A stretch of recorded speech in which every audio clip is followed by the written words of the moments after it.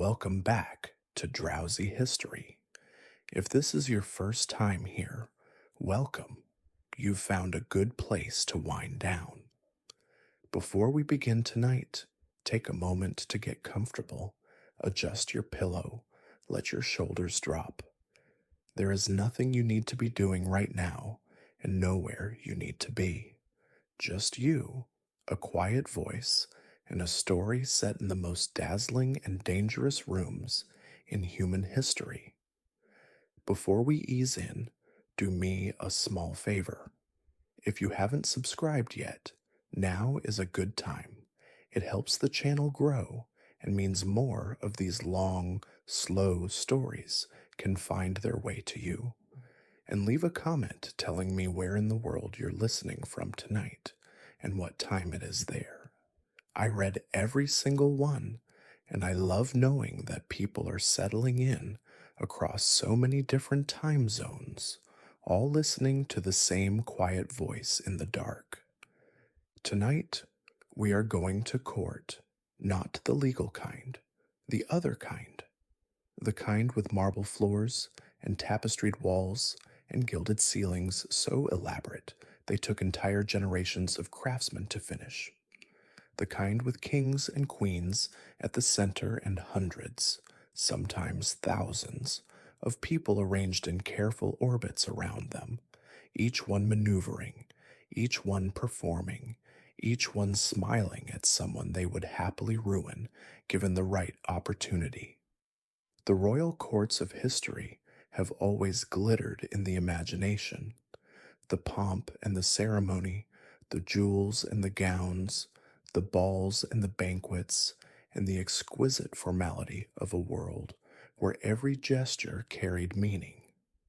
When we picture Versailles or Hampton Court or the Forbidden City, we picture something approaching paradise, power and beauty organized into a perfect social machine. We don't picture the smell. We don't picture the fear.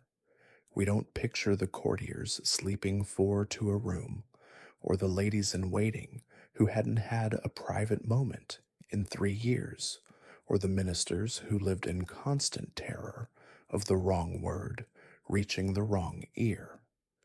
We don't picture the boredom, which was profound and relentless, and specifically designed to keep the most powerful people in the kingdom focused on nothing more threatening than where they were allowed to stand.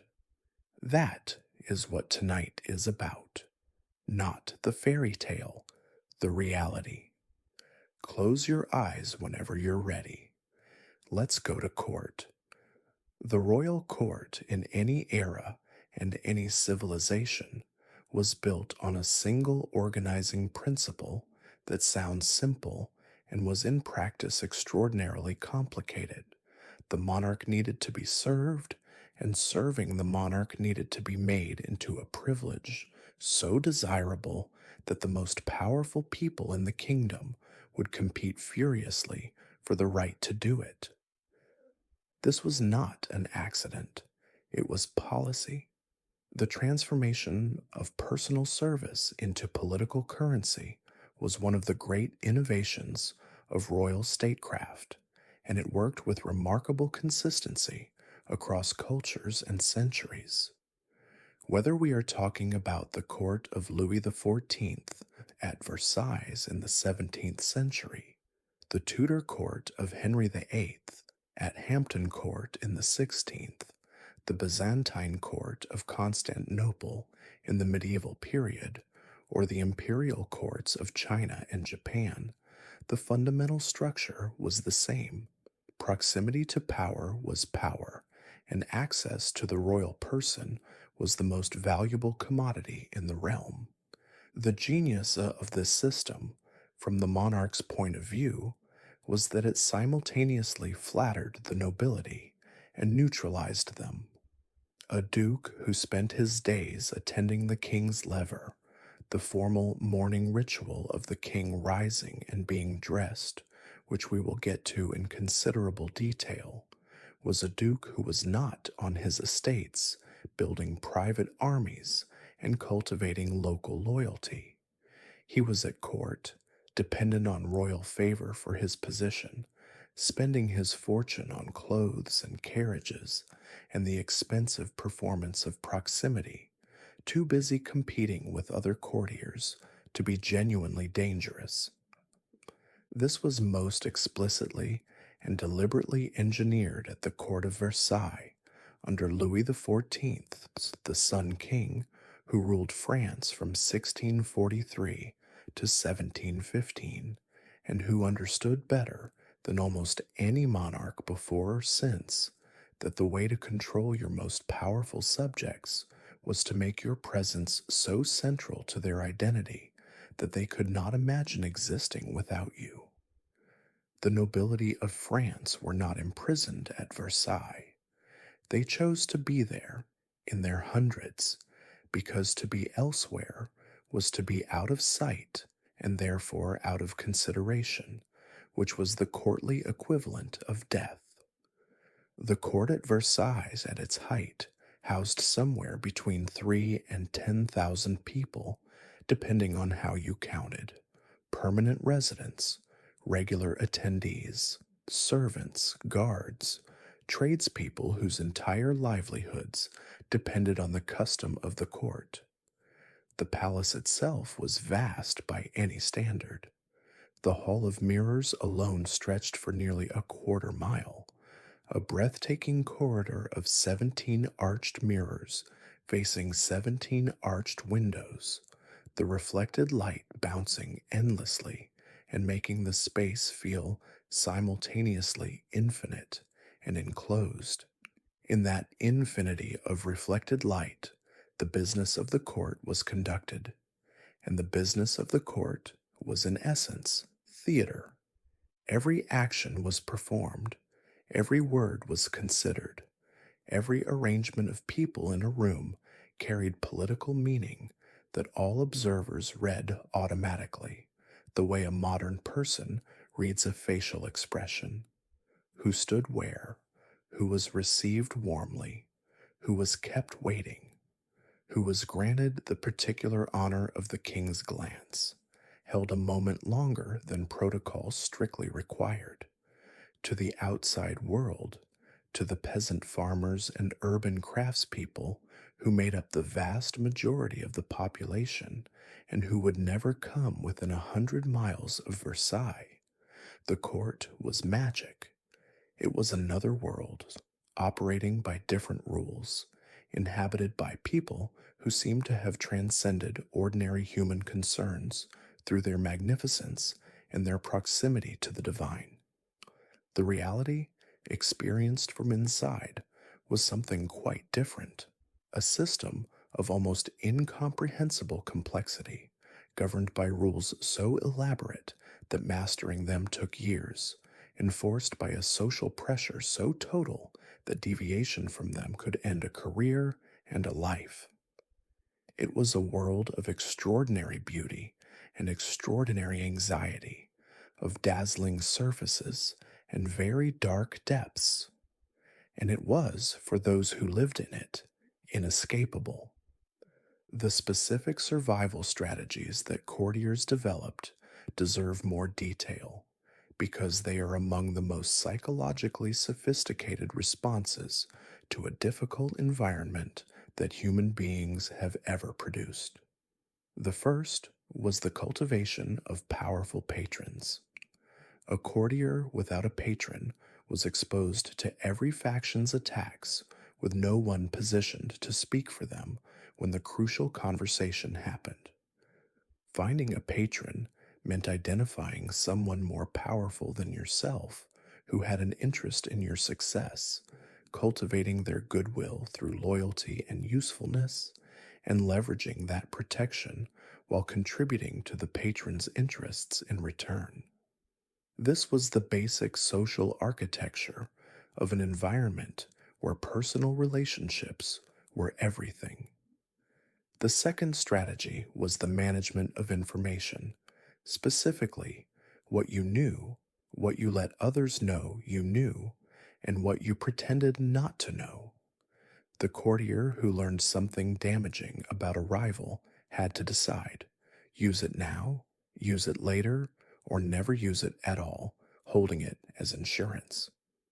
The timing of information was as important as the information itself. Acting too early could expose you before you were positioned to survive the counterattack. Acting too late could mean the moment had passed. The court was full of people carrying pieces of knowledge about each other, waiting for the right moment and the uncertainty of when someone might deploy what they knew about you was its own form of sustained anxiety. The third strategy was the cultivation of indispensability. A courtier who had skills, knowledge, or relationships that the monarch or the powerful needed was harder to destroy than their social equals who had nothing to offer beyond their presence. The best secretaries, the most capable administrators, the diplomats with the sharpest networks, these people were protected by their usefulness in ways that pure rank could not always guarantee. Competence was armor, imperfect but real, and the courtiers who understood this invested in their usefulness with the same calculation they invested in their clothes and their carriages. In most of human history, waking up in the morning is a private matter. You surface from sleep, you lie there for a moment gathering yourself, you get up and dress, and begin the day without an audience. At the court of Versailles, this was not how things worked. The king woke up in public. The lever, from the French word for rising, was the formal ritual of the king's morning, and it was one of the most elaborately choreographed performances in the history of human civilization. It began before the king was technically awake, with the first valet of the bedchamber, who slept in the king's room, rising at a set time and beginning the preparations. Then came the various officials and nobles, entering the bedchamber in a strictly defined sequence that reflected and reinforced the hierarchy of the entire court. The first prince of the blood had rights of entry that a duke did not. A duke had rights that a count did not. A count had rights that a baron did not. And so on, in careful gradations, until the room was full of the most powerful men in France, standing around watching their king put on his shirt. The shirt, in particular, was the subject of its own sub-ceremony. The honor of handing the king his shirt belonged to the highest-ranking person present in the bedchamber at that moment. If a prince arrived after a duke had already taken up the shirt was passed to the prince, because the prince outranked the duke, and therefore had the right to perform this intimate service. The shirt itself was just a shirt. The ritual around it was the entire political and social architecture of France in miniature. Louis XIV understood this perfectly and used it masterfully. An invitation to attend the lever was a signal of royal favor. Being pointedly not invited was a signal of displeasure. The king's brief conversation with various courtiers during the ceremony, a word here, a glance there, the public acknowledgement of one person while another was passed over, was read by every observer with the intensity of people whose livelihoods depended on correctly interpreting every signal, which they did, because they did. The coucher, the evening equivalent of the lever, followed the same logic in reverse. The king was undressed with equal formality, equal hierarchy, equal observation. Candles were snuffed by appropriate officials. The king's nightgown was handed to the appropriate noble. The highest-ranking person present had the honor of holding the candle while the king said his prayers. Then the king got into his enormous bed, the lit de parade, the ceremonial bed, with its canopy and its embroidered hangings and its positions of absolute dominance in the room, and the courtiers filed out in reverse order of precedence, and the first valet settled in for the night in his position beside the king's door, and the spectacle was over for another day. For the courtiers who participated in these ceremonies, every attendance was an investment. You were being seen by the king, you were demonstrating your loyalty, your availability, your continued existence within his orbit. Absence was dangerous. Saint Simon, the great chronicler of Versailles, wrote that Louis XIV missed nothing, that he noticed who was present and who was not, that a courtier who missed the lever too often would find their petitions going unanswered, their promotions failing to materialize, their position quietly eroding. So they came. Every morning and every evening they dressed themselves magnificently, because appearing at the lever in anything less than splendid attire was itself a social error, and they stood in the king's bedchamber and watched him wake up, and they were grateful for the opportunity. The English court had its own version of this intimate public theater. The presence chamber, the privy chamber, the bedchamber, each was a space where access was increasingly restricted and therefore increasingly valuable. To have access to the monarch's bedchamber was to have access to the monarch's unguarded moments, their private conversation, the word dropped without official weight that might be more revealing than any formal pronouncement.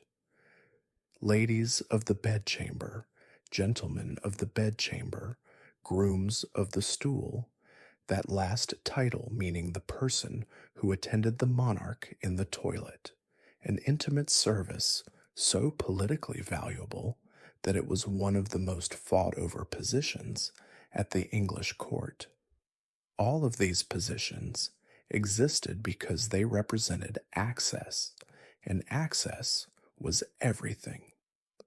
The groom of the stool deserves a moment of its own. The title is exactly what it sounds like.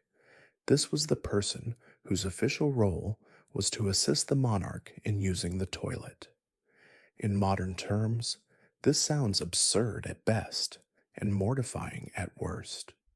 In courtly terms, it was among the most coveted positions available. The groom of the stool was with the king in moments of complete vulnerability, without ceremony, without performance. They talked. The king, relaxed and unguarded, might say things he wouldn't say anywhere else. The information was priceless, and the intimacy it created was real. Several grooms of the stool at the English court became among the most powerful and trusted people in the realm, not despite their role, but because of it. This is the paradox that runs through all of court life. The most powerful positions were often the most intimate and therefore the most apparently servile ones. Power lived in proximity. Proximity lived in service. Service, therefore, was not degradation. It was ambition. The English version of this intimate theater had its own specific flavors worth exploring. The court of Elizabeth I operated under a different dynamic than that of Louis XIV. Elizabeth was a woman ruling in an era when female rule was considered anomalous, and she used the tools of the court with particular skill to compensate for what her contemporaries considered a structural weakness. She cultivated a mythology of royal virginity that made her simultaneously more accessible in imagination and less vulnerable in reality. She could flirt and be courted without being required to actually marry, which would have compromised her independence and her control.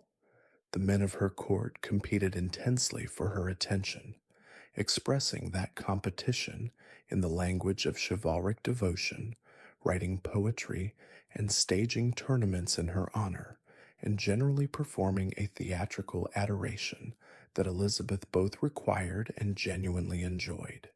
She also terrified them. Elizabeth's rages were legendary, sudden and total and unpredictable, and they could fall on the highest as readily as the lowest. Her favorites, Leicester, Essex, Raleigh, were men who had achieved extraordinary intimacy with the Queen through years of skilled management of her moods and her needs, and who then, in several cases, lost everything through a single miscalculation. Essex's rebellion and subsequent execution illustrated the final truth of the favorite's position. Proximity to Elizabeth was life, and the end of proximity was, sometimes literally, the end of everything. The physical and psychological demands on Elizabeth's ladies in waiting were similarly extreme. They attended the Queen constantly, sharing her apartments, following her through the interminable royal progresses that took the court across England each summer, subject to her temper and her demands at all hours.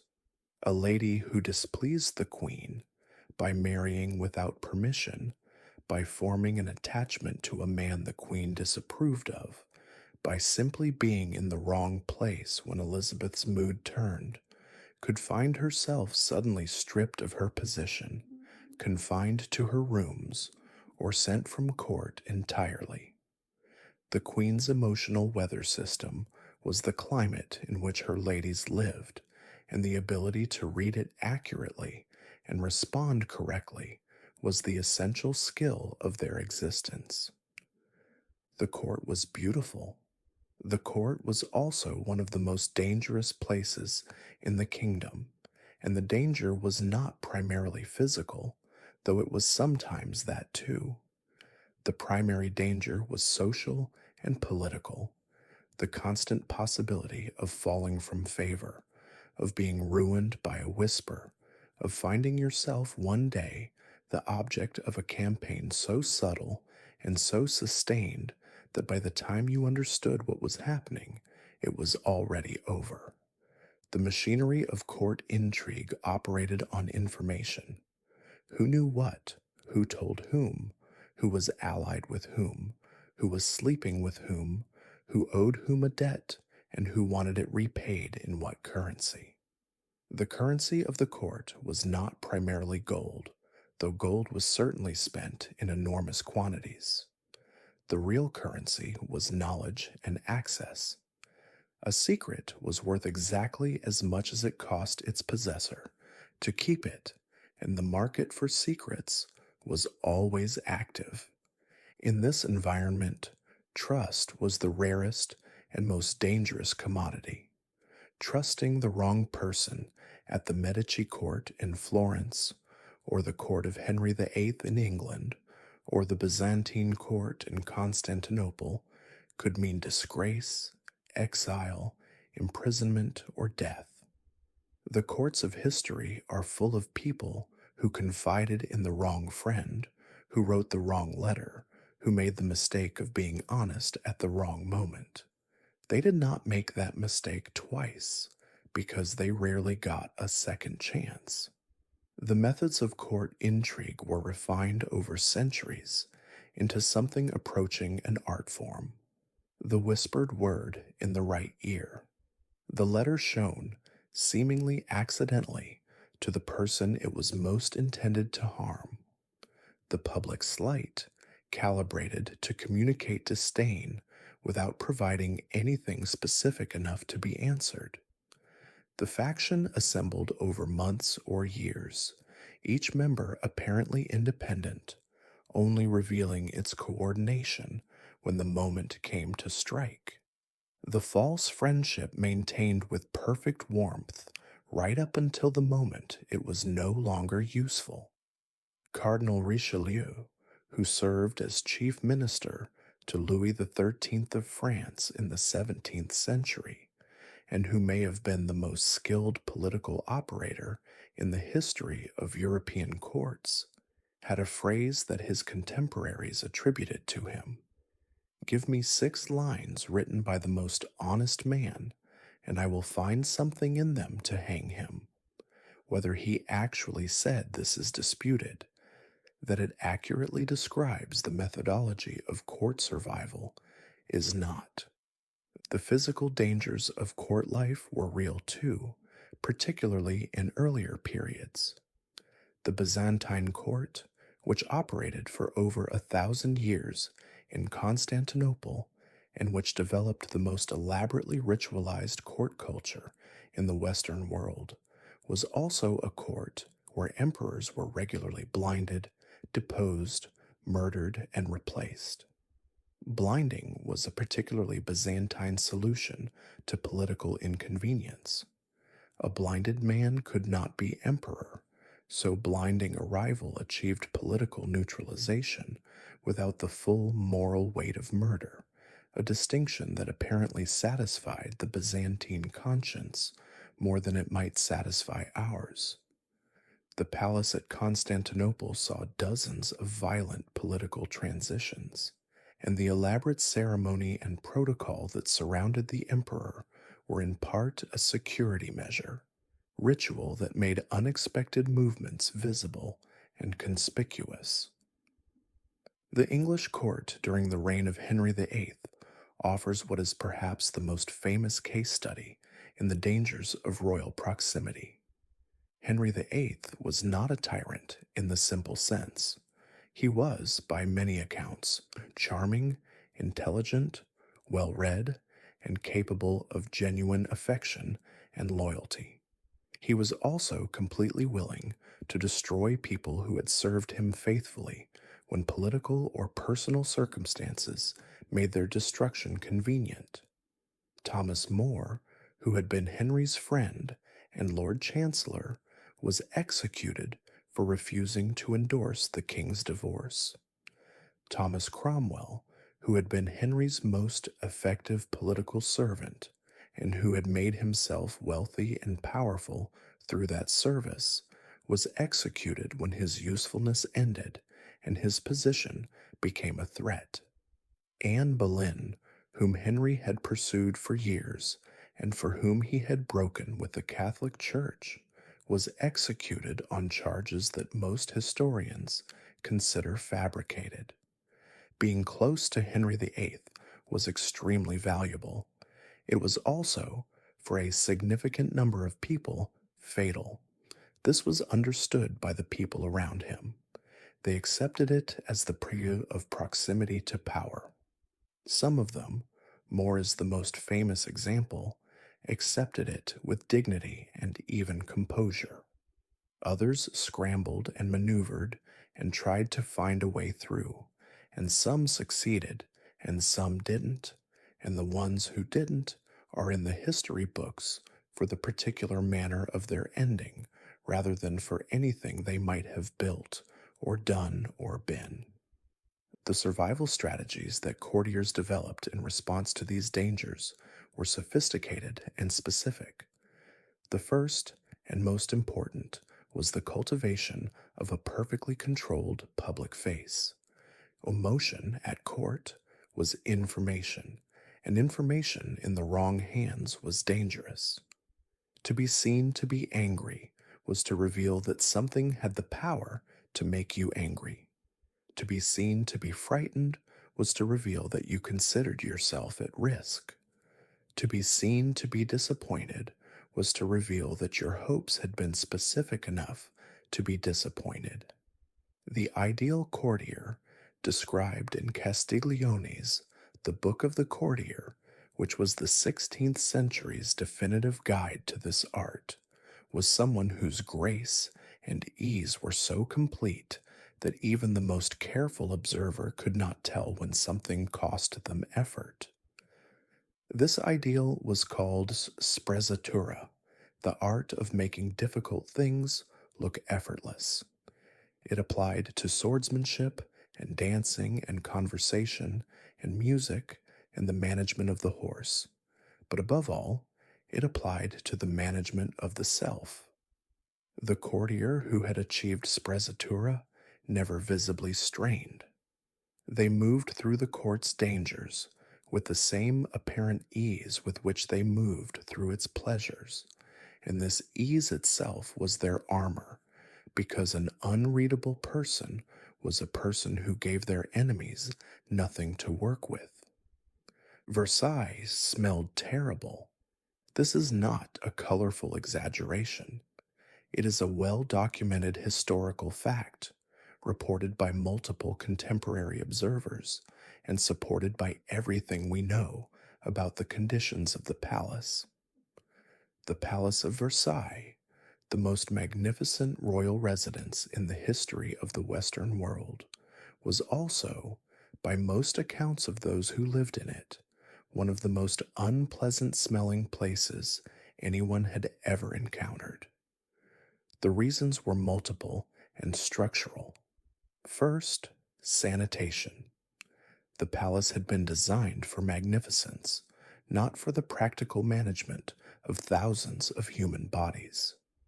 The number of toilets, such as they were, was nowhere near adequate for the population the palace actually housed. The formal facilities were supplemented is a generous word, by chamber pots, by corners and stairwells that served informal purposes, by the gardens that spread magnificently around the palace, and that served, particularly in the evening, as the facilities for a very large number of people who had nowhere else to go. The formal gardens of Versailles, which tourists today admire for their geometric perfection, were treated by the court that inhabited them as an enormous open-air toilet. Royal edicts were periodically issued commanding courtiers not to relieve themselves in specific areas of the palace. The edicts required periodic renewal, which tells you everything you need to know about their effectiveness. Second, the number of people. At its height, the Palace of Versailles housed several thousand people on a more or less permanent basis. These people ate, drank, cooked, maintained workshops, kept animals, conducted their bodily functions, and generally went about the full range of human activity in a space that, however large, was not designed to support a small city's worth of residents. The smell of this many people in an era before modern sanitation, before running water, before the kind of waste management systems that modern populations consider essential, this smell was pervasive and considerable. Third, the animals. The court maintained horses in numbers that would seem extraordinary today. The royal stables at Versailles could house over 2,000 horses, and they were frequently occupied to near capacity. Horses produce waste in quantities that are difficult to fully appreciate without direct experience, and those quantities, multiplied by 2,000 and maintained in the vicinity of the palace, contributed significantly to the ambient atmosphere. Fourth, the people themselves. Bathing in the 17th and 18th centuries was not the daily practice it is today. The medical theories of the era held that the pores of the skin were entry points for disease, and that water opened the pores, and that therefore bathing was actually dangerous to health. Perfume, which is itself a clue, was the solution. You masked the smell of the body with something more pleasant, which is why the French perfume industry developed its extraordinary sophistication in exactly this period and in exactly this environment. The courtiers of Versailles were not simply unwashed for lack of trying. Many of them were unwashed as a matter of deliberate medical policy, enthusiastically endorsed by their physicians. The quantities of perfume deployed at Versailles were extraordinary. The palace was officially known in its own era as la cour parfumée, the perfumed court, not as a compliment, but as a description. It was perfumed because it needed to be. Flowers were brought in by the cartload. Pomanders, small perforated containers filled with aromatic herbs and spices, were standard accessories. Louis XIV himself is said to have disliked strong perfumes and required that the scent of his courtiers be as restrained as the ceremony around him was elaborate, which created a strange situation in which the people nearest to him had to balance the need to mask their natural smell with the requirement not to replace it with anything too noticeable. The food situation contributed as well. The royal kitchens at Versailles were enormous and operated continuously, producing food for the king, the royal family, and the hundreds of people who were entitled to eat at the royal expense by virtue of their positions. The food was transported through corridors from the kitchens to the dining rooms, a journey that in the larger palaces could take significant time, during which hot food became cold food, and the elaborate presentations that the royal cooks had spent hours creating arrived considerably less magnificent than intended. The king ate well. The food that trickled down through the hierarchy of the court arrived at its final destination, the junior courtier in the distant apartment, as something rather less appetizing. The apartments themselves were another revelation for those who imagined court life as uninterrupted luxury. The greatest nobles had rooms that were genuinely magnificent, furnished with pieces that are now in museums and admired by millions of visitors. But the palace had to house thousands of people, and the housing was not equally distributed.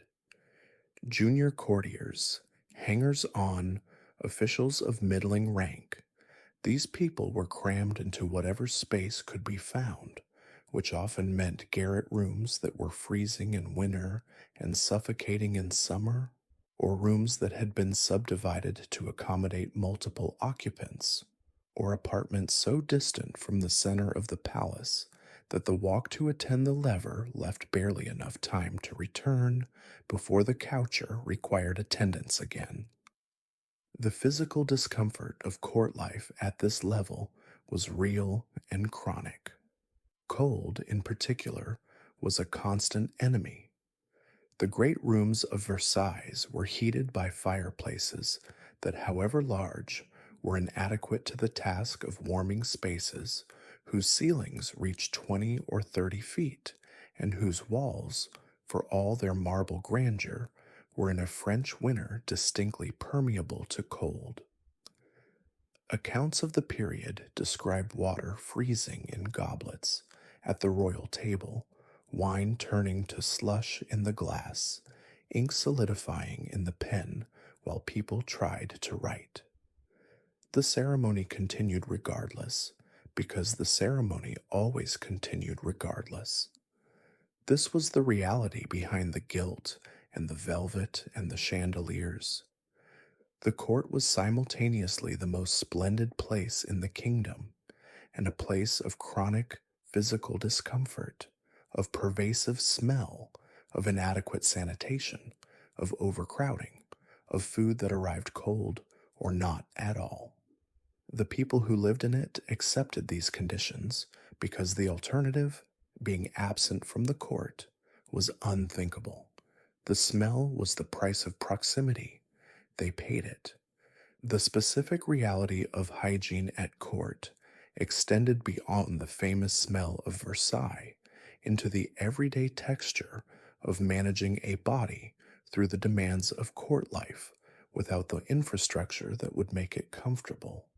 The ladies of the court dealt with their menstrual cycles without anything approaching modern sanitary products, in garments that were elaborate and difficult to manage, in the company of other people at almost all times, in spaces without running water. The practical details of this management are almost entirely absent from the formal historical record because they were considered too mundane and too intimate to document, but they were a constant presence in the lived experience of every woman at court, requiring daily solutions to problems that no amount of ceremony and magnificence made any less pressing. The food quality contributed to general bodily difficulty in ways that the grandeur of the presentations disguised. The heavy sauces and the excessive quantities of meat that characterized the cuisine of the great courts produced digestive consequences that were well understood and poorly managed. The gout that plagued so many of the English monarchs and nobles was a direct consequence of diet, specifically of the consumption of quantities of rich food and wine that their bodies could not process, and it was both agonizing and entirely preventable by means that nobody was prepared to consider, because the means would have required reducing the magnificence of the table. The colds, as previously mentioned, was a genuine hardship, but in winter it was joined by the opposite problem in some of the enclosed spaces of the palace: extreme heat. The great galleries and reception rooms, heated to near adequacy by many fireplaces that collectively produce significant warmth in smaller spaces, could on crowded formal occasions become genuinely stifling, filled with hundreds of bodies in heavy formal dress, lit by dozens of candles whose combined heat added to that of the fireplaces. The smell of a crowded formal reception at a major European court in summer or in a small overheated room in winter was something that contemporaries who experienced it rarely forgot and rarely described in detail, because the description would have been incompatible with the magnificence they were simultaneously required to celebrate. Clothing at court was not fashion. It was armor, currency, and political statement simultaneously, and the requirement to wear it correctly at all times was absolute. The court dress of Versailles under Louis XIV was an engineering project disguised as an aesthetic one. The women's dress in particular, the grand habit, the official court gown, was a garment so structurally elaborate that it required assistance to put on and was physically uncomfortable to wear. It had a stiff bodice that compressed the torso severely, a skirt so wide and so heavy that maneuvering through doorways required practice, sleeves so precisely cut that the wrong movement could damage them, and a train that had to be managed constantly to avoid being stepped on by the person behind you, a social catastrophe with no graceful recovery. This dress was not optional. Appearing at a formal court occasion in anything else was an error so significant it could be remarked upon by the king himself, which was the kind of royal remark that echoed for years. You wore the grand habit. You wore it to events that lasted for many hours, in rooms that were either very cold or very hot depending on the season and the fire situation, standing for long periods on marble floors that transmitted cold directly through the soles of your elaborately embroidered shoes. You wore it while maintaining a posture and deportment that conveyed ease and elegance, because to slump or fidget or rub your back after 4 hours of standing was a failure of sprezzatura.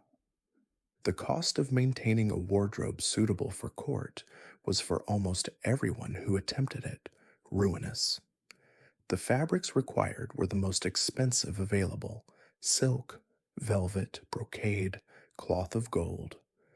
The embroidery which covered these fabrics in patterns of extraordinary intricacy was produced by specialized craftspeople at prices that were similarly extraordinary. The jewels and accessories, the shoes, the gloves, the fans, the hair decorations, the jewelry, added layers of expense on top of the garments themselves. Louis XIV was acutely aware of the role of sumptuous dress in maintaining the court's magnificence, and he effectively required his courtiers to spend themselves into debt in support of it. He also deliberately encouraged the French textile and fashion industries, making French silk and French lace the required materials of elegant dressing across European courts, which was simultaneously good for the French economy and effective in channeling the wealth of the European nobility into French pockets. The result was that many courtiers at Versailles were financially destroyed by the cost of being there. The requirement to maintain an appropriate establishment, apartments that reflected one's rank, servants, political carriages, horses, the endless successions of new clothes needed as fashions changed, consumed incomes that could not be stretched to accommodate them. The system of court pensions and gifts that Louis XIV controlled was the mechanism by which he kept the nobility dependent. He created the requirement for expenditure and then provided the relief for it, which meant that those who received his gifts were bound to him by financial need as much as by political loyalty. The English court was not significantly different in its financial demands, though the specific mechanisms varied. Samuel Pepys, whose diaries give us an extraordinary window into the court culture of Restoration England, records his own anxious attention to the appropriate dress for every occasion, his calculations about what he could afford to spend, his awareness that being seen in inferior clothing was a form of political statement that could cost him opportunities. Pepys was not a great nobleman. He was a rising official in the naval administration, a man of the middle sort who had made his way to proximity to power through his own abilities.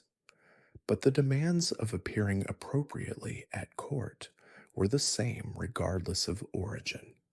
The sumptuary laws that existed in many European countries throughout this period, laws that regulated what fabric, what color, what decoration was permitted to people of different ranks, were an attempt to control this arms race of dress, to prevent the wealthy merchant from outshining the impoverished nobleman by the simple expedient of spending more.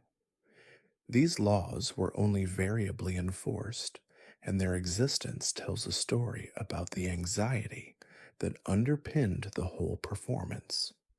If dress was a signal of rank, then dress that misrepresented rank was a form of social fraud, a lie that the system could not afford to tolerate. The men were not exempt from any of this. The masculine court dress of the period required its own expensive vocabulary, embroidered coats with elaborate buttons, breeches, stockings that had to be spotless, shoes with high heels. High heels were invented as men's fashion, a form of elevation that signaled status and that added impracticality to the already impractical task of moving elegantly through the marble corridors of Versailles. Wigs, in the period when wigs were required, were expensive objects that required maintenance by specialists. The overall cost of maintaining a man in appropriate court dress was not significantly less than maintaining a woman. Through all of this elaborate material performance ran a fundamental anxiety that you might get it wrong. The rules of court dress were not written down in any accessible form. They were known, accumulated through observation and instruction and occasional correction, carried in the heads of people who had been at court long enough to have absorbed them completely. The newcomer who arrived in a fabric or a color or a cut that was subtly wrong, wrong for the occasion, wrong for the season, wrong for their rank, was immediately visible to every experienced eye in the room.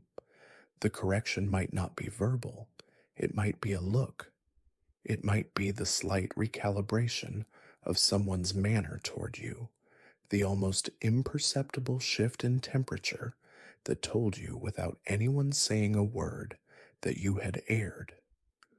Learning to navigate this world was the work of years, and the process of learning was itself a performance, because ignorance was also a kind of failure.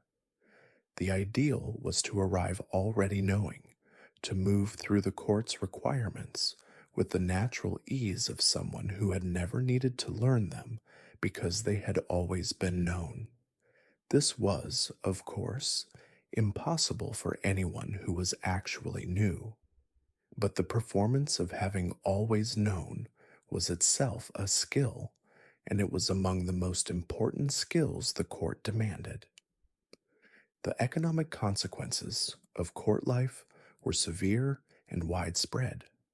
The great aristocratic families of France spent fortunes at Versailles on apartments and servants and carriages and clothes and the gambling that filled the long empty hours, and many of them spent more than they had, running into debt that accumulated over generations until estates that had been in a family for centuries had to be sold to pay obligations run up in the antechambers of the palace. Louis XIV was not unaware of this process. There is evidence that he deliberately encouraged the culture of expenditure that was destroying his nobility financially, understanding that a noble family in debt to the king's bankers was a family that would not be financing private armies or cultivating independence. The Fronde, the aristocratic uprising that had terrified the young Louis and driven him from Paris as a boy, was his reference point for what unconstrained noble power looked like, and he had spent the rest of his very long reign ensuring it could not happen again. Versailles was the instrument, the mechanism was debt. The trades that existed to service the court's appetite for magnificence understood this dynamic very well.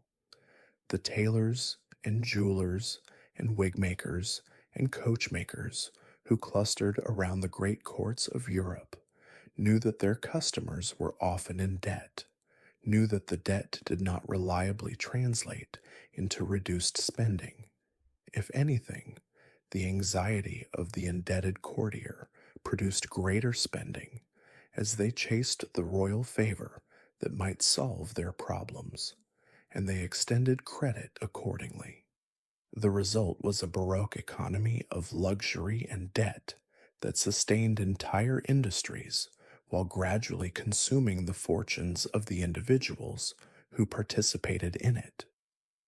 The royal table was one of the great theaters of court life, and like everything else in the court, it was arranged and observed with an intensity that would be difficult to explain to anyone who had not lived inside the system. The king's dinner at Versailles, the grand couvert, was another public performance. The king ate formally in public, served by an elaborate chain of officials who passed the dishes through a ceremonized relay. The dish was prepared, covered to keep it warm, carried by one official, received by another, tasted for poison by a third, and finally presented to the king. Each of these steps was governed by protocol as fixed as any religious ceremony. The vessels were noble. The napkins were presented with a ceremony. The carving was done by appropriate officials with appropriate knives. and the food arrived cold. This was essentially inevitable, given the distances involved. The kitchens at Versailles were located deliberately far from the royal apartments to reduce the risk of fire, and it was a reality that the elaborate presentations could not disguise. Contemporary accounts from people who were privileged to observe or attend the grand couvert describe magnificent dishes ceremoniously presented that were unpleasantly cold by the time they reached the king's plate. The king, who had been born and raised to this reality, seems to have accepted it. The courtiers who stood and watched, and being invited to observe the king eat, was again a privilege, accepted it along with everything else. What the king ate was not the primary point. The primary point was the ceremony around the eating, which displayed the kingdom's wealth, the king's majesty, and the precise hierarchy of everyone involved in the service. Food was the occasion, theater was the purpose. Further down the social hierarchy, the food situation at court was more complicated and less ceremonious. The system of court pensions and perquisites included for many officials the right to eat at the king's expense, which sounds more generous than it was in practice. What this meant was that you were entitled to a meal that was prepared in the royal kitchens and passed through the distribution system until it reached you, which could take a very long time, during which the food continued its journey from warm to cool to cold. The quality and quantity of what you received was determined by your rank and your closeness to the center. The most senior officials ate very well. The junior ones ate what was left after their superiors had taken their share. The banquets and entertainments that punctuated court life were something different. Genuine displays of excess that were specifically designed to communicate the monarch's power and magnificence through abundance. The quantities of food consumed at a major royal banquet in the early modern period were by any modern measure extraordinary. Dozens of dishes at a single meal, multiple removes, each bringing new courses, game and fish and fowl, and elaborate pastries and sugar sculptures that were works of art designed to be admired before being eaten, or sometimes just admired, since by the time they appeared, the diners might have eaten enough that admiration was all they had left to offer. The sugar sculptures deserve a particular mention, because they illuminate something essential about the way the court used display. Elaborate confections in sugar were fashioned into architectural forms, into allegorical scenes, into portraits of the monarch or mythological figures appropriate to the occasion. They were not primarily food, they were statements about wealth because sugar was expensive, about skill because making them required specialized craftspeople, about power because only a monarch could commission and afford such things. When the guests admired a sugar sculpture of Neptune and his court assembled on a sea of spun sugar, they were admiring the king's ability to make such a thing appear on his table. The sculpture was a demonstration of sovereignty. Wine at these occasions flowed in quantities that were also political. The cellar of a great court was a strategic resource as much as a culinary one. The quality and origin of the wine served communicated information about the king's relationships with the wine-producing regions, his wealth, his taste. Serving a poor wine at a great occasion was an insult coated in liquid. Serving extraordinary wine was a compliment that the guests understood and appreciated. The politics of who sat where at the royal table was another layer of the court's complex communication system. Precedence at table, who was placed above whom, who was admitted to the high table at all, versus being seated at subsidiary tables lower in the room, was a matter of such acute sensitivity that it generated disputes, letter campaigns, formal complaints, and on occasion physical confrontations between nobles who considered themselves insufficiently ranked. In France, the question of who was entitled to sit in the king's presence was so contentious that formal rulings were required, and these rulings were studied, disputed, memorized, and cited in arguments that could last for generations. The tabouret, the stool, was a particular flashpoint in French court culture. Certain very high ranking women were entitled to sit on a stool in the queen's presence, others were required to stand. The line between those who could sit and those who could not was maintained with extraordinary care, because to sit was to declare a status, and status at court was everything. There are recorded cases of women who conducted campaigns lasting years to establish or protect their right to a tabouret. The stool was not the point. The stool was the marker of a status that encompassed their entire social existence and their children's social existence after them. The politics of gift giving at court was another elaborately codified system that ran alongside the politics of seating and standing. Gifts to and from the monarch were not casual gestures, they were political statements whose value lay not in the object itself, but in what the exchange signified. A king who gave a gift was communicating favor. A courtier who gave a gift was communicating loyalty or petition or gratitude, or sometimes all three simultaneously. The gift had to be calibrated carefully. Too small a gift was an insult. Too large a gift was presumptuous or suspicious, suggesting that the giver had resources they had not disclosed or ambitions they had not acknowledged. The right gift, at the right moment, in the right quantity and quality, communicated exactly the right message, and the message was always as important as the object. New Year was the great gift-giving occasion at the English court, and the accounts of the Tudor and Stuart monarchs record the gifts received with their values noted, because the value was the point. The gifts went upward from courtiers to the monarch, and the monarch returned gifts of plate or money downward, the quantities calibrated to reflect the hierarchy of the recipients.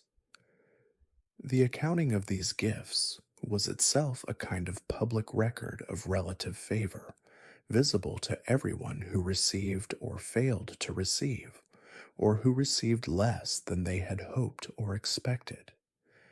The feasts that punctuated the court calendar served a similar dual function: genuine celebration and deliberate display. The Christmas celebrations at a great court, which could last through Twelfth Night in an extended sequence of banquets, entertainments, masks, and pageants, were not simply festivities. They were a demonstration of the monarch's ability to sustain magnificence over an extended period, to feed hundreds of guests at a level that exceeded what any private nobleman could match, to produce entertainment on a scale that reminded everyone present exactly what the difference was between a king and a merely very wealthy man. The difference was everything, and it was expressed in every dish and every performance and every day of continued plenty as the celebrations stretched on. For women, the court was a place of particular and specific paradox. It offered them more power, more education, more influence, and more visibility than almost any other environment available to them in their era, while simultaneously constraining them within a set of behavioral requirements so total and so demanding that the freedom the court offered was always conditional, always circumscribed, always purchased at a price. The ladies in waiting, the ladies of the bedchamber, the mistresses, and the queens, women moved through the court in roles that were simultaneously positions of real power and forms of beautiful captivity. The Queen of France, for example, was never alone.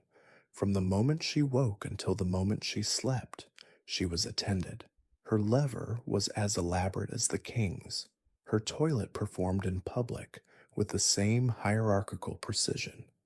She had no private moments, no space that was not observed, no conversation that was not potentially noted and repeated.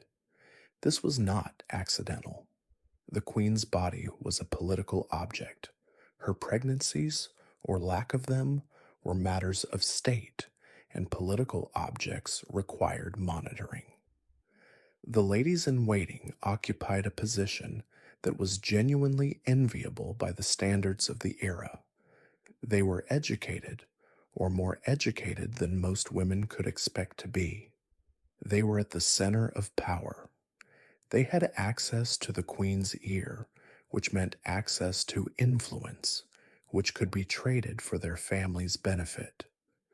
They attended the court's entertainments, its theater, its music, its conversation, which in the great courts of history was often genuinely brilliant, because the court attracted the best minds of the era as well as the most powerful people.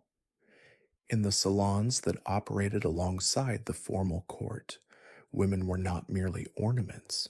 They were often the intellectual center, the people who set the agenda for conversation, who decided which ideas were worth taking seriously and which were not. But the practical conditions of their position were often extremely difficult. Ladies in waiting were typically attached to the royal household for years at a time, often beginning when they were quite young, and during this time they were largely unavailable for the social life that would have been normal to women of their rank outside the court. They could not easily make the social connections, the friendships, the eventual marriages that required regular presence in a community. They were at court, in service, and court was where their life happened. The physical demands of their role were considerable. They stood for hours during ceremonies. They attended the Queen in all weathers, at all hours, regardless of their own health or exhaustion. They were expected to be charming and pleasant, and ready to serve in moments when charming and pleasant were the last things their bodies wanted to produce. One lady in waiting in the French court of the early 18th century wrote in her letters that she had not had a truly private moment, a moment entirely alone, without the possibility of observation, in 3 years. The longing in that sentence is very specific. The court mistress occupied a position of extraordinary power and extraordinary vulnerability simultaneously. The great royal mistresses of history, Madame de Pompadour at the court of Louis XV, Nell Gwyn at the court of Charles II, Anne Boleyn before her marriage, wielded influence that many ministers and advisers envied and courted. Pompadour, the most celebrated of them, effectively ran the cultural and artistic program of the French court for 20 years, patronizing Voltaire and the Encyclopédiste, commissioning architectural projects, influencing foreign policy, managing the king's moods and the court's factions with a skill that bordered on genius. She did all of this while maintaining her position against the constant campaigns of those who wanted her gone, against the queen's barely concealed displeasure, against the succession of other women who attracted the king's attention.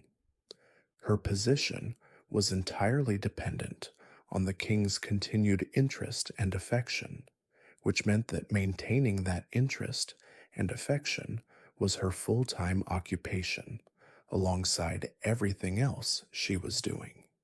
She was, by multiple accounts, chronically ill for much of her tenure at court. She suffered from what her contemporaries called delicate health and what modern historians suspect was tuberculosis, and she maintained her position despite this, because her intelligence and her usefulness to the king were too great to be replaced by simple youth and beauty.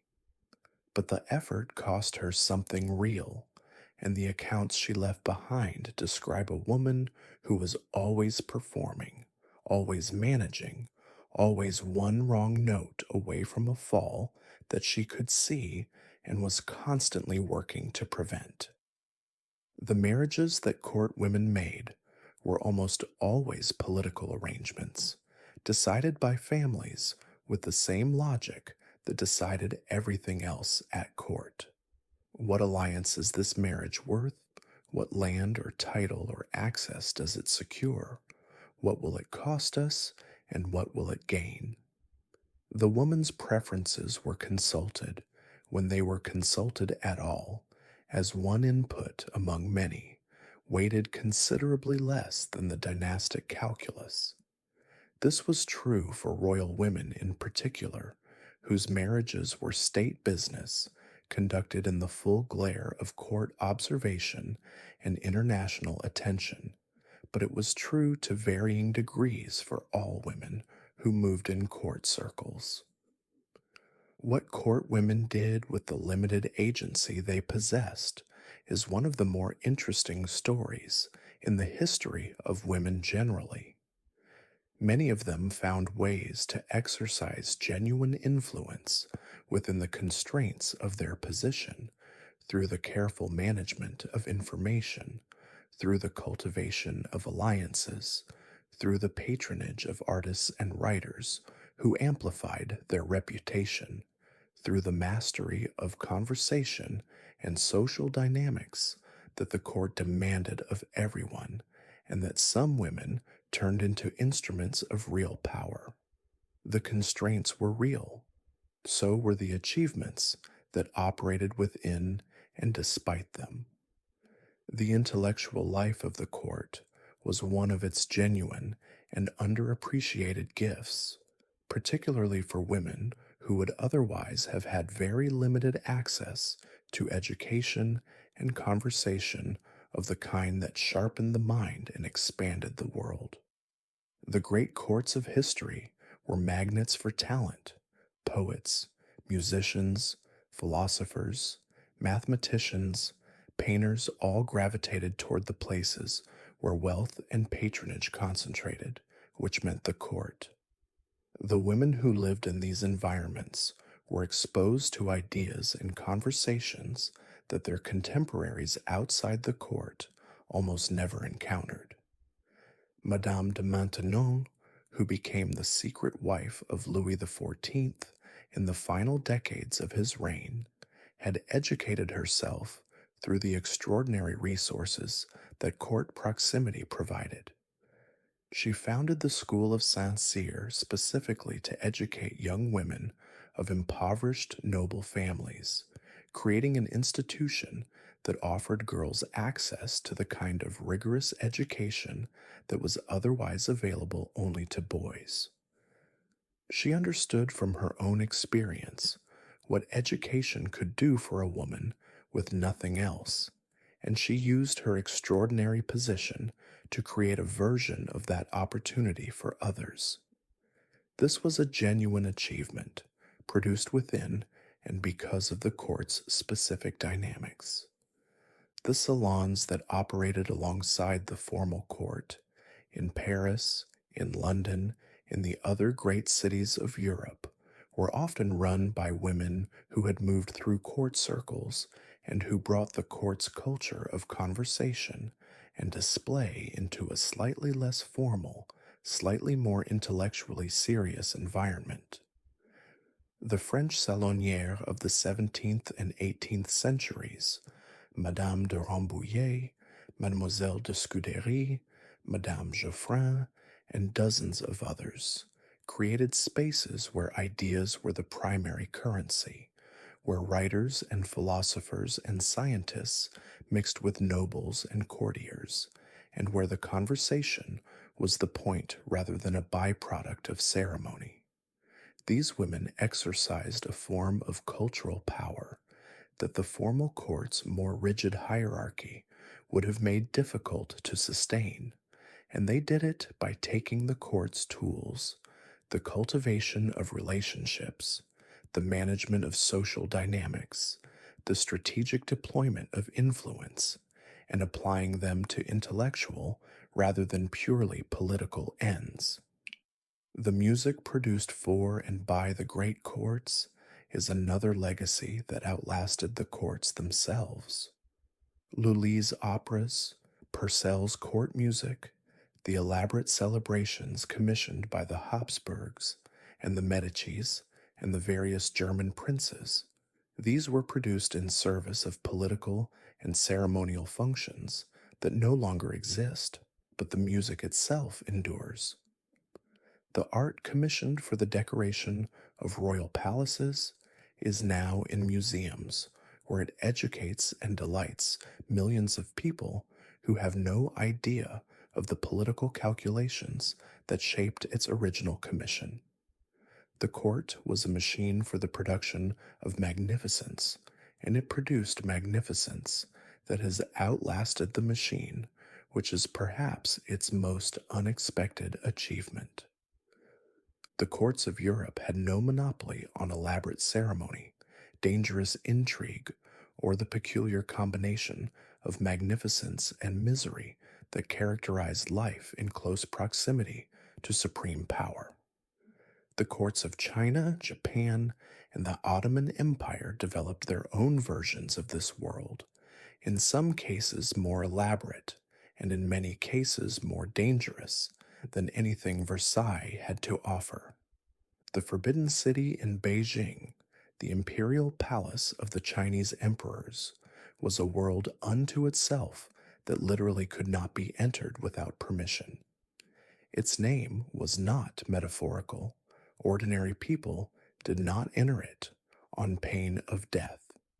The Son of Heaven, the Chinese emperor, whose mandate to rule derived from heaven itself, lived at the center of a system of nested enclosures, each more restricted than the last, until the innermost spaces were accessible only to the emperor himself, his wives and concubines, and the eunuchs who served them.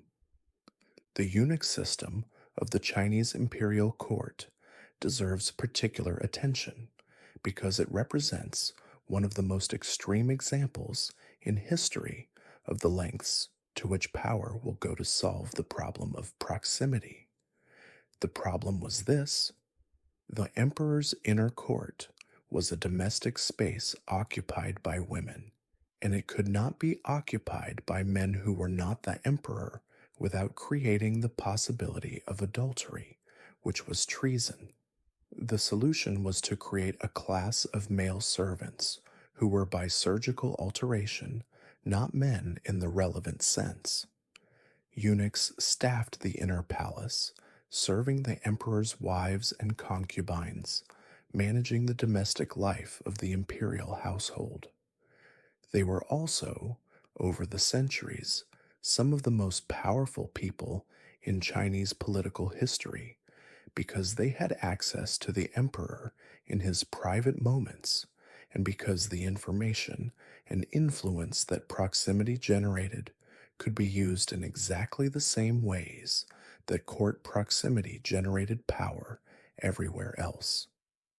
The court system of eunuchs was not unique to China.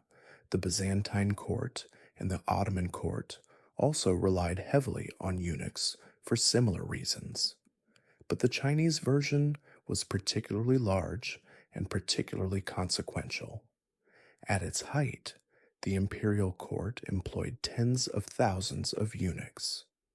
Some of them rose to positions of extraordinary power, effectively controlling the flow of information to and from the emperor, using that control to shape policy, to advance their own interests and the interests of their families, to accumulate wealth that rivaled that of the highest born nobles.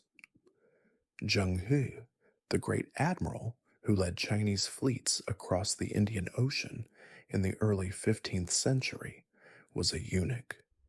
Wei Zhongxian, who in the early 17th century effectively controlled the Chinese state, while the emperor spent his time making furniture, was a eunuch. The position that was designed to be subordinate became repeatedly and predictably a position of enormous power. The Japanese imperial and shogunal courts developed their own elaborate ceremonial cultures, but the one that repays the most attention in this context is the system that grew up around the Tokugawa shogunate, which ruled Japan from 1603 to 1868. The shogun, the military ruler who held actual power while the emperor retained symbolic authority, maintained a court at Edo, modern Tokyo, that was organized around a principle that would have been familiar to Louis XIV. The requirement that feudal lords spend time at the shogun's court made them permanently visible, permanently supervised, and permanently expensive.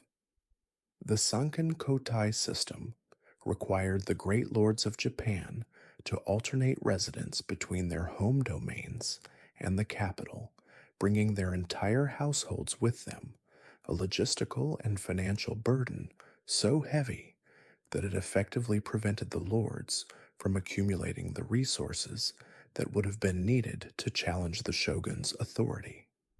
The court was a trap dressed as an honor, and everyone knew it, and everyone complied.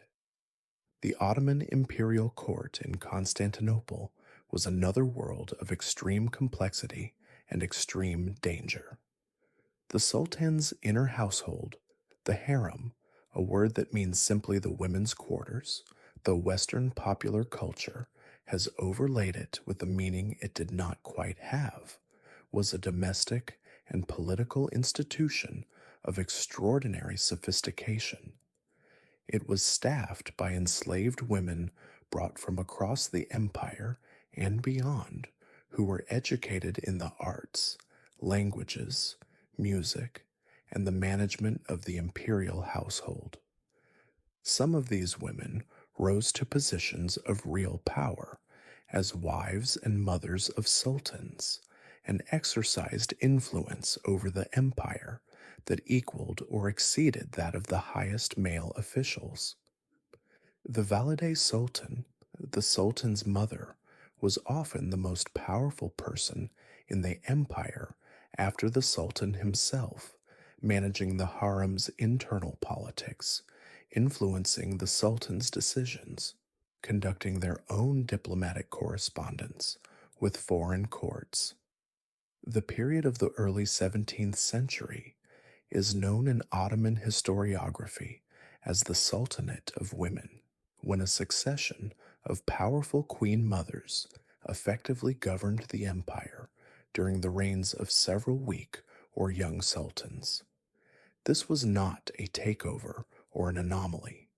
It was the logical outcome of a system that placed enormous power in the position of mother to the sultan, and that produced, when capable women occupied that position, capable rulers.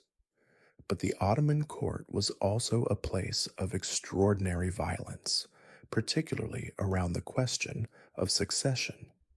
The Ottoman system of succession did not favor primogeniture. The eldest son did not automatically inherit. What it did favor, in the early period, was a brutal competition among the sultan's sons, each supported by his mother and her faction, which ended with the winner securing his position by executing all of his brothers. This was not considered scandalous, it was considered prudent. A dead brother could not lead a rebellion. The system was eventually modified. Instead of execution, princes were confined in a special part of the palace called the cage, where they lived in isolated luxury until they were called to rule or died without ruling. But the modification created its own problems, as sultans who had spent decades in the cage emerged to rule without any experience of the outside world or of governance. What all of these courts share across their very different cultural and historical contexts is the fundamental structure that makes court life what it is: a concentration of power at the center, an elaborate system of ceremony and hierarchy to manage proximity to that power, and the inescapable reality that the closer you are to the source of everything, the more exposed you are to everything that proximity entails. The gilded cage of the Forbidden City, and the tapestried corridors of Versailles, and the perfumed halls of Topkapi Palace were all, in their different ways, the same thing: the most magnificent trap ever devised, and one that its inhabitants lined up to enter. This last point deserves emphasis because it is the element that most complicates our retrospective view of court life. We look at the elaborate ceremony and the financial dependency and the social surveillance and the genuine danger, and we might wonder why anyone would choose to be part of it. The answer is that for the people who inhabited these courts, the court was not a trap they had stumbled into. It was the world. It was the only world that mattered, the only world that offered the particular goods: status, influence, access to beauty and brilliance and power that they most valued. To stand outside, it was not freedom. It was irrelevance, which in the social calculus of the era was worse. The provincial nobleman who had never been to court was not a free man living authentically outside the system. He was an invisible man, a person who existed without consequence, whose local importance was genuine, but whose existence in the larger world registered as nothing. The court took this reality and used it, dangled proximity and significance and relevance in front of the most capable and ambitious people in the kingdom, and let them come to it, which they did in their thousands, year after year, because the alternative was to matter to no one beyond the horizon of their own estates. The Aztec court in Tenochtitlan, though often overlooked in European-centric accounts of royal ceremony, was another extraordinary example of the same fundamental dynamics operating in a very different cultural context. The Tlatoani, the supreme ruler, was surrounded by an elaborate court that enforced his distance from ordinary people through layers of ceremony and prohibition. No one looked directly at the Tlatoani. No one walked upright in his presence. Lesser figures were required to approach in postures of submission. The ritual pollution of the ruler's sacred person by ordinary contact was a genuine concern around which an entire court was organized. The nobles who served him were separated from the general population by sumptuary laws of great specificity. Certain feather arrangements and certain colors, certain jewels were the exclusive prerogative of particular ranks, and wearing them without the appropriate status was an offense that could cost the wearer their life. What is remarkable, looking across all of these very different courts in their very different times and places, is how consistently the same solutions emerge to the same problems.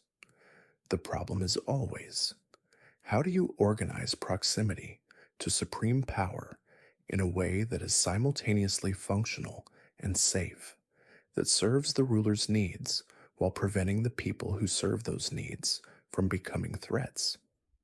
The solution, developed independently in multiple cultures across multiple centuries, is always more or less the same: elaborate ceremony that makes every movement legible and therefore controllable, hierarchies of access that create competition for favor rather than coalition against it, a culture of performance so total that the performer loses track of where the performance ends and the self begins, and a level of luxury so excessive that the people inside it cannot imagine existing outside it. The courts of history are different from each other in their specifics and profoundly similar in their structure, and what that similarity tells us is something important about power itself: that the problems of organizing it are universal, that the solutions are discoverable, and that the human beings who live inside those solutions pay a price that is specific and real, regardless of the beauty of the surroundings in which they pay it. Among the many things that the mythology of court life omits, the most surprising is the boredom.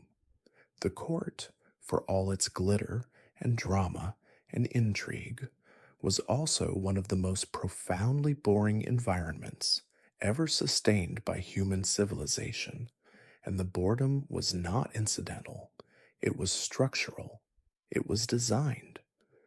A day at Versailles, for the majority of courtiers, consisted largely of waiting.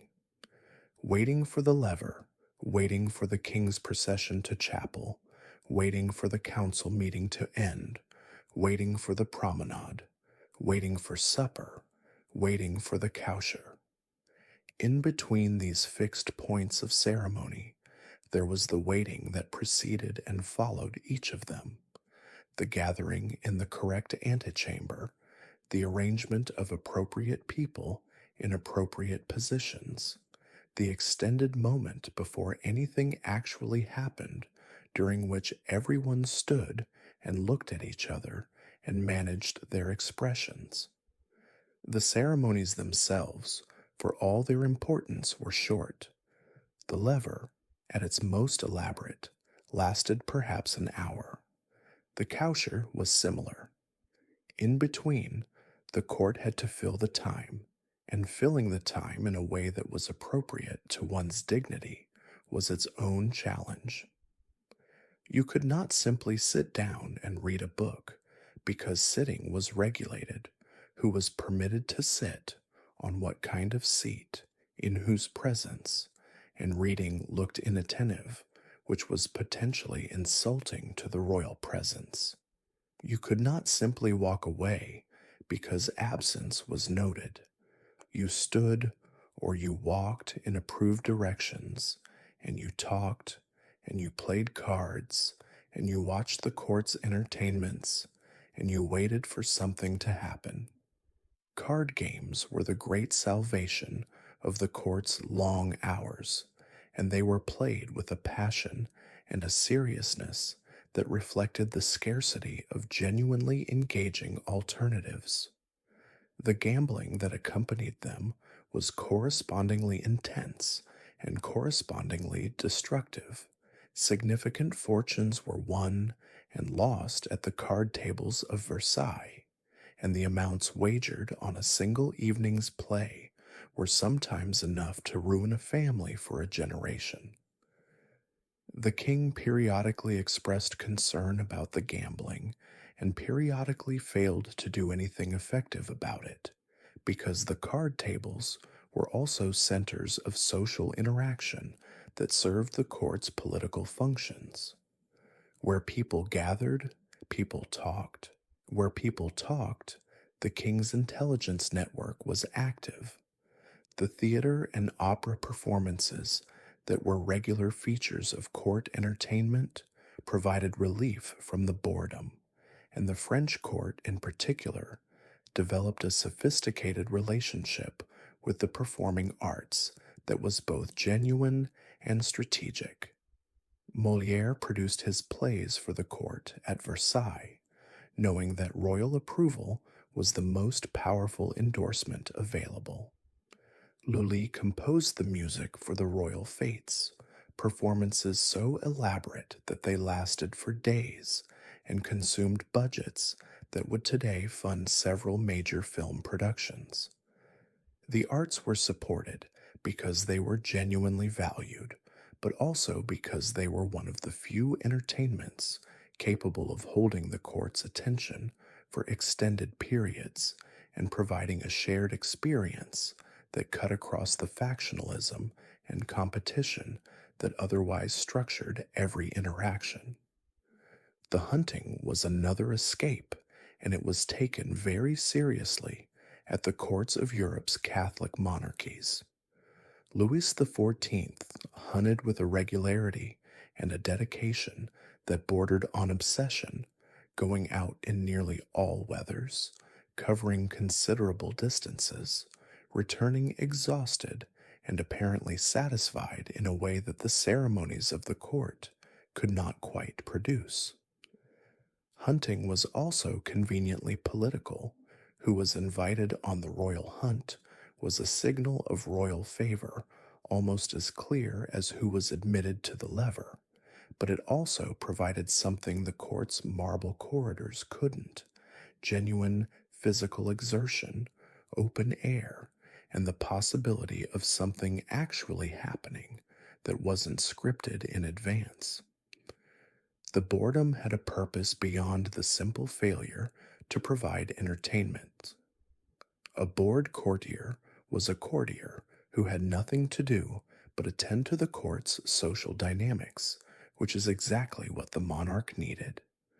The elaborate rituals of precedence and ceremony that structured every moment of court life were not empty traditions. They were a full-time occupation for the people who had to navigate them, and a full-time occupation left very little time for the cultivation of the independent power and influence that a centralized monarchy needed its subjects not to cultivate. This is the final and perhaps most important insight about court life. Its difficulties were often features, not bugs. The expense that kept courtiers financially dependent on royal generosity was deliberate. The ceremony that consumed their time and energy was deliberate. The intricate hierarchy that made every interaction a performance was deliberate. The court was a machine for the management of power, and it ran on the energies of the very people it constrained. They worked the machine that held them, and the machine worked because they worked it. The specific texture of court boredom is captured vividly in the memoirs of those who endured it. Saint-Simon, who spent decades at Versailles and whose memoirs run to thousands of pages of extraordinarily detailed observation, returns repeatedly to the theme of the empty hours and how they were filled. The conversations of the court, he notes, were constrained by the same rules as everything else. You could not say what you actually thought. You could not discuss topics that were officially off limits. You could not complain about the king or the court or the endless ceremony without risking being heard by the wrong person. The conversation was therefore a kind of elaborate circumlocution, a performance of conversation rather than conversation itself, and after years of it, even very intelligent people found themselves exhausted and dull in ways they had not anticipated. The court also created a very specific kind of ambition, the ambition to be seen doing nothing important in proximity to power.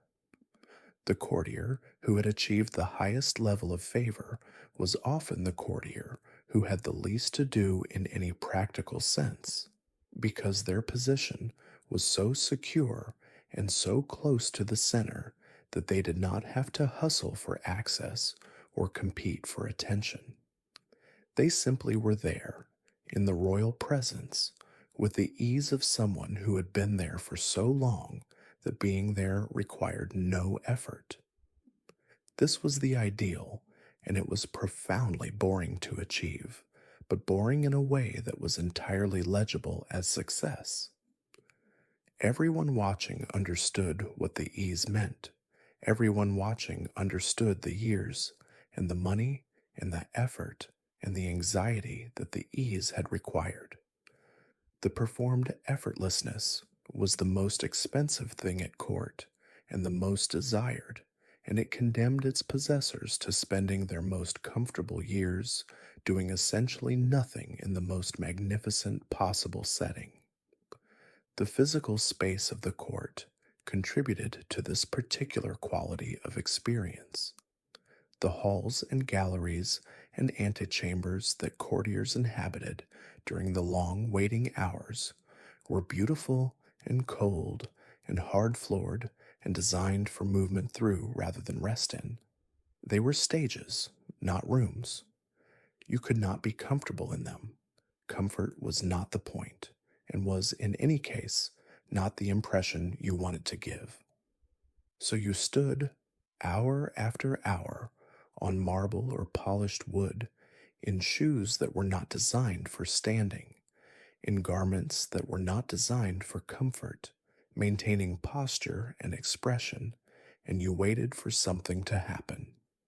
When it happened, when the king appeared, when the ceremony began, when the moment arrived that all the waiting had been building toward, it lasted perhaps 15 minutes. And then you waited again. The fall from court favor was one of the most feared events in the life of anyone who had built their existence around royal proximity, and for good reason. It could strip away, with terrifying speed, everything that proximity had conferred. Rank, income, social identity, the network of relationships built over years. All of these were contingent on continued presence at court, and continued presence was contingent on continued favor, and favor was always, always uncertain. The mechanisms of disgrace varied by court and by era, but the experience was remarkably consistent across all of them. First came the signals, the subtle shifts in the king's manner, the slight delay in answering a petition, the absence of an invitation that should have come, the smile that was slightly less warm than it had been. Then came the more overt signs. The courtier who had always approached was now making a point of not approaching. The favor that had been reliable was suddenly unreliable. The door that had always been open was now not exactly closed, but not exactly open. Then came the fall itself, which might be a formal disgrace, or simply the gradual withdrawal of everything that had made court life meaningful, until the courtiers stood in their expensive apartment, surrounded by their expensive furniture, and understood that they were finished. The formal lettres de cachet of the French court were a particularly efficient instrument of disgrace. These were royal letters, sealed with the king's seal, that ordered the imprisonment or exile of the named individual without trial, without stated cause, without appeal. They were used for a variety of purposes: to confine the mentally ill, to manage family scandals that required removing a problematic relative from circulation, but they were also used for political purposes, to remove people from court without the inconvenience of a trial. To receive a lettre de cachet was to be disappeared by the king's will, placed in the Bastille, or exiled to a provincial chateau, cut off from the court and from the life that had depended on it. The exile to the provinces was in some ways worse than imprisonment because it was ambiguous.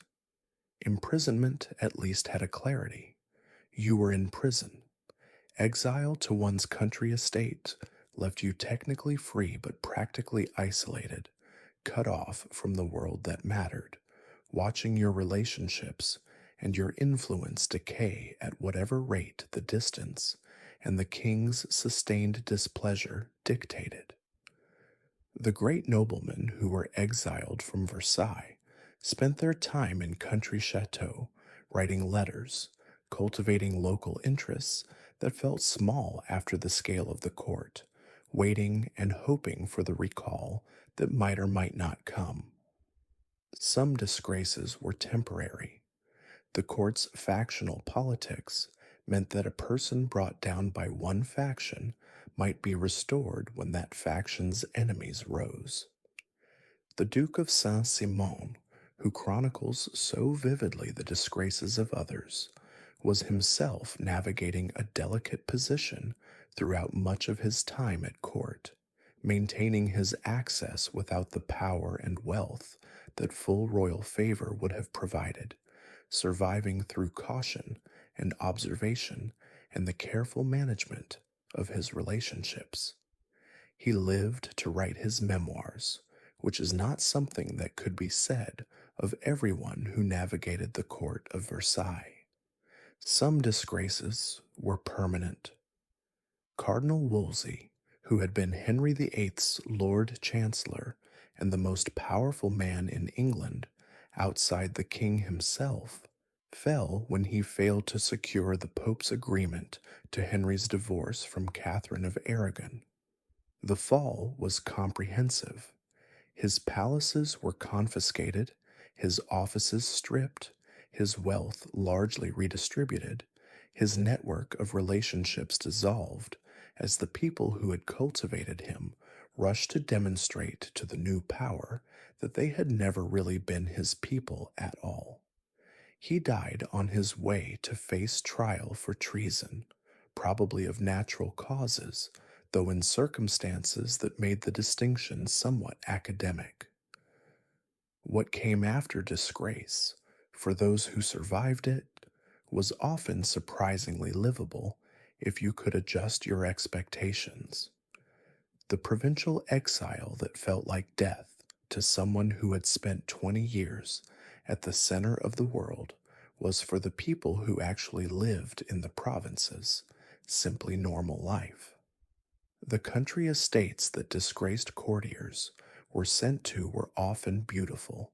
The life they afforded was comfortable by any standard that didn't compare it to Versailles, and the absence of the court's constant anxiety was something that some exiled courtiers came to appreciate, at least in their more honest moments.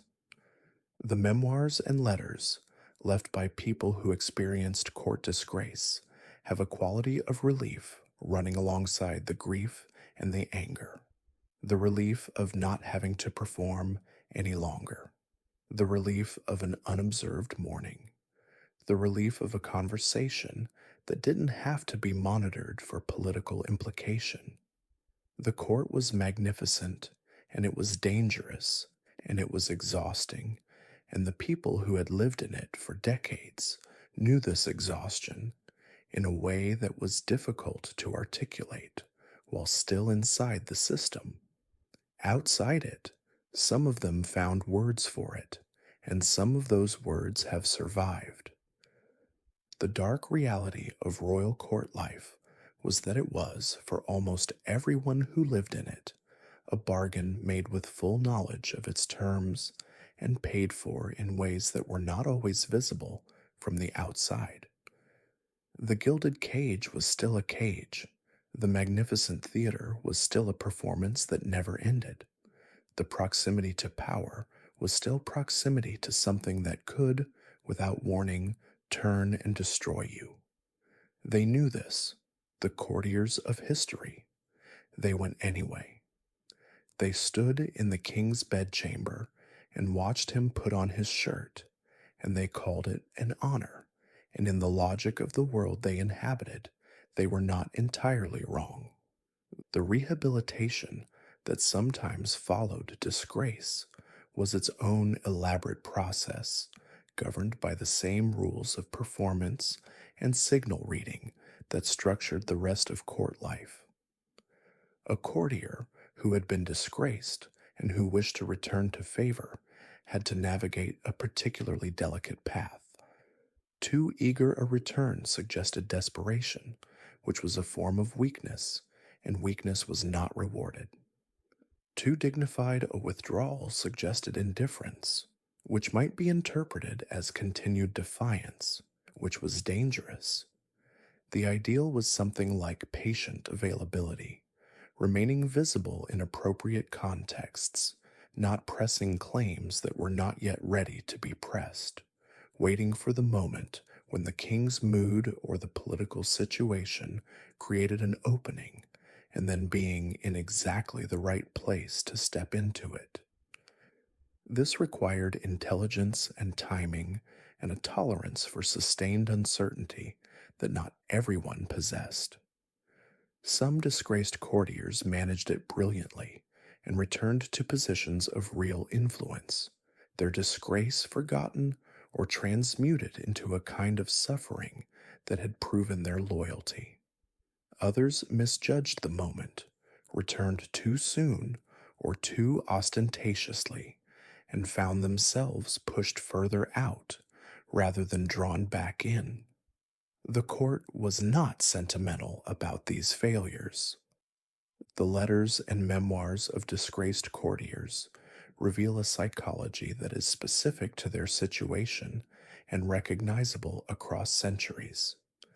The combination of wounded pride and calculating patience, of genuine grief at the loss of a life that had been meaningful, and deliberate management of how that grief was displayed. This is the inner life of the courtier in exile, and it is not entirely unlike the psychology of anyone who has lost a position they had built their identity around and who must now decide what to do with the person they find underneath the position. What they mostly did was wait. They went to their estates, and they managed their affairs, and they wrote letters, and they cultivated whatever local significance was available to them, and they kept their eyes on the court and their ears open for any signal that the wind had shifted. Some waited a long time. Some waited longer than the king lived. Some waited in vain. But the waiting itself was a form of continued relationship with the court, a refusal to fully relinquish the identity that proximity had conferred, and it kept them alive in the ways that mattered most to them, still part of the story, even if currently off stage. The court endured. Courts always endured. The specific courts of history, Versailles and Hampton Court, and the Forbidden City and Topkapi, have been superseded or dissolved or turned into museums where tourists now walk through the rooms where courtiers once stood and tried to read the temperature of royal favor from the angle of a royal glance.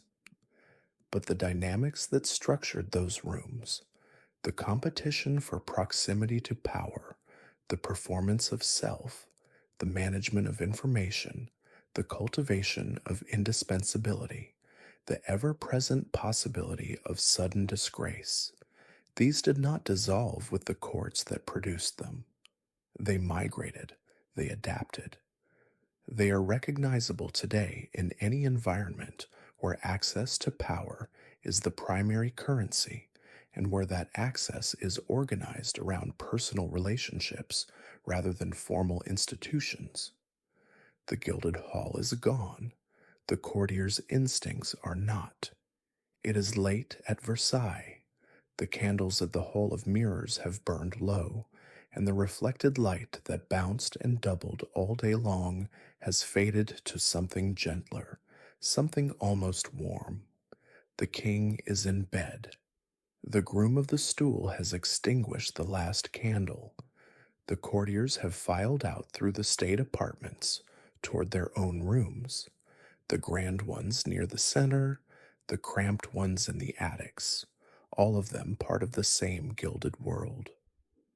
The palace at night is quieter than the palace in the day, but it is not quiet. The servants are still moving through the back corridors. The night watch is at their posts.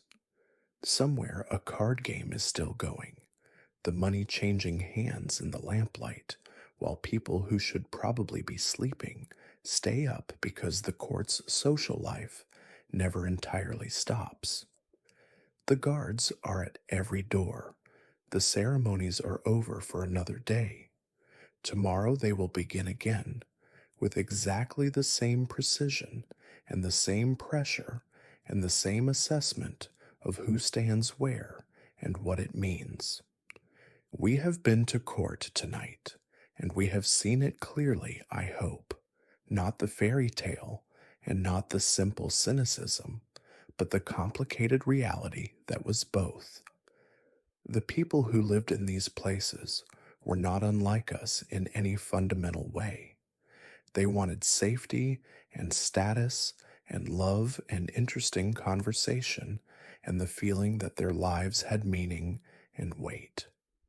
They pursued these things in the context available to them, which was a context of extraordinary beauty and extraordinary constraint, of real brilliance and real cruelty, of lives that were performed rather than simply lived, and that sometimes found their most authentic moments in the gaps between the performances. The court was a human institution, which means it was capable of everything human institutions are capable of, the highest and the lowest, the most sublime and the most grotesque, and enormous amounts of the everyday muddle in between. The king in his gilded bed was also just a person sleeping. The courtier in their embroidered coat, standing in yet another antechamber, waiting for yet another ceremony to begin, was also just a person who was tired. The lady in waiting with the perfect smile was also just someone who hadn't had a private moment in 3 years, and who sometimes, in the small hours, allowed herself to think about that. They were all of this. The history books give us the ceremonies and the intrigues and the falls. The diaries and the letters and the memoirs give us the people inside the ceremonies and the intrigues and the falls, and it is in these personal documents that the court becomes most real, most vivid, most recognizable as the place where actual humans tried to live their complicated lives. So let the court settle now into the past where it belongs. Let the candles go out one by one, room by room, until the hall of mirrors is dark and the only light is whatever the stars provide through those tall windows. Let the marble cool. Let the garden fall into the particular silence of a very large formal space at night. Let the king sleep, attended by his faithful first valet, in the shadows of the royal bedchamber. We have been in the gilded rooms tonight, and we have seen what they cost, and we have seen what they offered, and now it is time to leave them to history, and to let our own rooms, however simple, feel like exactly enough. Your room is your own. You don't have to perform in it. No one is watching. You can lie however you want, without it signaling anything to anyone. The temperature is whatever you've set it to. There is no cold wind through the walls, no smell of 10,000 people in too small a space, no ceremony waiting for you at dawn that requires you to stand in someone else's bedroom and watch them put on a shirt. You have, in the ways that matter most, more than a courtier of Versailles. Let that be the last thought as the night takes over. Let the history of the court dissolve slowly into the quieter history of this room, this darkness, this particular moment before sleep arrives and the thinking finally stops. Let your breathing slow. Let your body settle into the mattress that is yours, in the room that is yours, in the life that belongs to no one else. There is nowhere else you need to be. Sleep well. Thank you for coming to court tonight. You made it through the lever and the coucher and the grand couvert and all the rest of it, which means either you're a dedicated listener of late night history or you fell asleep somewhere around the smell of Versailles. And either way, you've done exactly what you came here to do. If drowsy history has become part of how you unwind, the kindest thing you can do is subscribe. It helps the channel reach more people who need a quiet voice and a long story at the end of the day. Leave a comment telling me where you're listening from and what time it is, and what corner of history you'd like to visit next. I read everyone. Until the next quiet evening, rest well, breathe slowly, and let sleep arrive in its own time. Good night.